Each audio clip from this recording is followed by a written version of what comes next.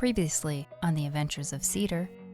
The Great Elder of Maguma told me you can help me unlock my druid powers. Complete a task for me, and I will reward you with the astral glyph of alignment. There is a monster that hunts my dreams. The Green Pepperman. I ask that you join the hunt, and the glyph is yours. So before I left, Ruru told me to seek out the keeper for the glyph of the tides. The Great Elder Nomlus? Or Mr. Mittens for short? Oh, hello, are you the astral keeper Nomlus? I have been expecting you. I'll get right to the point as I have no plans on missing my afternoon nap as the sun is just ideal today. My task for you is to become my favorite food. Please tell me more. Become one with the salmon, and race along the river. You must get gold for me to reward you with the astral glyph of the tides. Okay, a race. Got it. Well, this is the spot, but I don't see any boats, rafts, floating devices. That's because I turn you into a salmon. Woo! You got this! Oat? It would seem I have an audience. Okay, now to focus again. Don't be alarmed. I am very alarmed. So let me get this straight. I sign the waiver and you turn me into a fish? Yep, it's quite the adventure. You get to swim along other salmon. How fun. Huh? I want to pet the kitty. Oh, no, don't do that. So cute. Well, here goes nothing. I'm as ready as I'll ever be. Oh, this is weird. I guess I'll just jump right into it. I'm breathing underwater, and I'm struggling to go into a straight line. Well, that's odd. I can't see anything anymore. Oh, wait, is this a cliff? This is definitely a cliff. What the? Twig! Watch over rocks. They can be dangerous. That might have been good to know. Okay, let's try this again. Ooh, okay, I can jump out of the water? Okay, this is kind of actually fun. I think I got this. Silver. Okay, this seems impossibly hard. And again. Glub glub. Oh, what did I just say? Glub glub. That's what a fish would say. Right. Why are there logs all of a sudden? Who holds a soup festival and sets up their pot of soup on the other side of the river? Why wouldn't you just set it up on the side next to the frogs? Okay, I need to focus. Holy mackerel or salmon, I don't care which fish because I just got gold. Nomless, I have finished your task. You're still a salmon. I don't think you're supposed to still be a salmon. Well, turns out, if you compete in the salmon events all around the area, locals will let you buy a potion from them to become a salmon outside the events. I can now glub glub out of the water. Perhaps you have spent too much time as a salmon, but either way, you have earned your astral glyph of tides. And time to test this out. Aw, it's so pretty. Wow, where did you come from? Oh, hello, friend.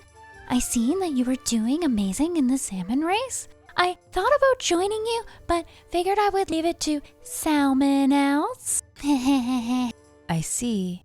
Well, I'm off to sign up for the fishing tournament. Maybe see you around. Something tells me I will.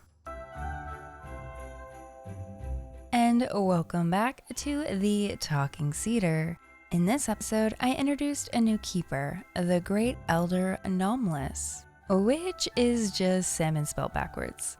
When I scripted the outline for this piece, I originally wanted all the keepers to be cats, and was going to use dolls and have poor filming as part of the style. Thankfully, I moved over to the Guild Wars 2 universe and made this as a fanfiction instead. Back to Nomlus.